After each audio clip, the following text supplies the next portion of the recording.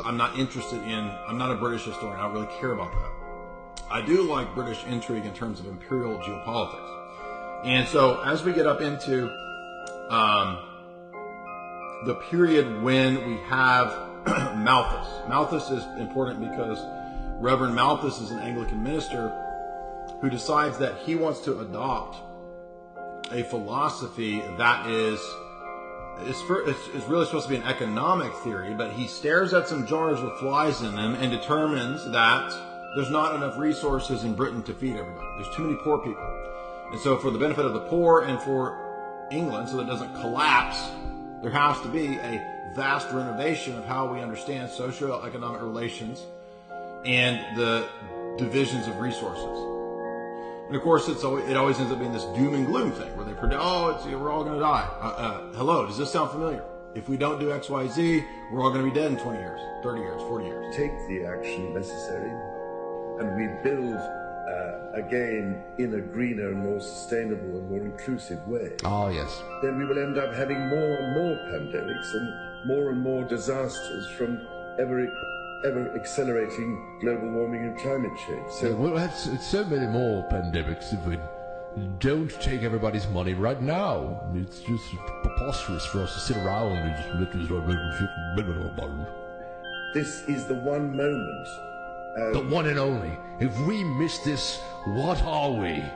As you've all been saying, when we have... As he's reading off of his Post-its, given to him by Klaus himself.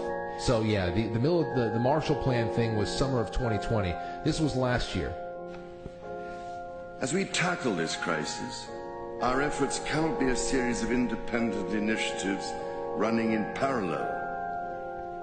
The scale and scope of the threat we face call for a global systems-level solution based on radically transforming our current fossil fuel-based economy to one that is genuinely renewable and sustainable. Right.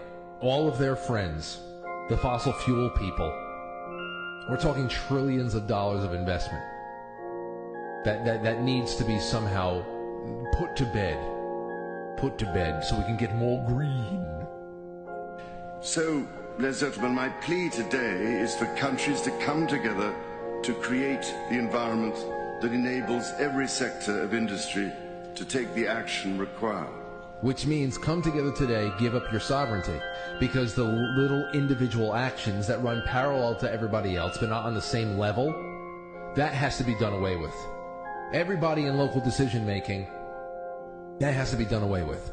And we have to find a supernatural or supranational authority to bring you all to heel. We know this will take trillions, not billions of dollars. We also know that countries, many of whom are burdened by growing levels of debt, simply cannot afford to go green. Here we need a vast military-style campaign to marshal the strength of the global private sector. You heard how he had to rush through military? He rushed that word. Military-style campaign. With trillions at his disposal, far beyond global GDP. Far beyond global GDP. You understand what that means?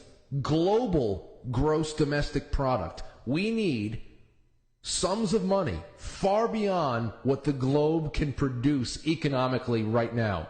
What the fuck does that mean? What does that mean?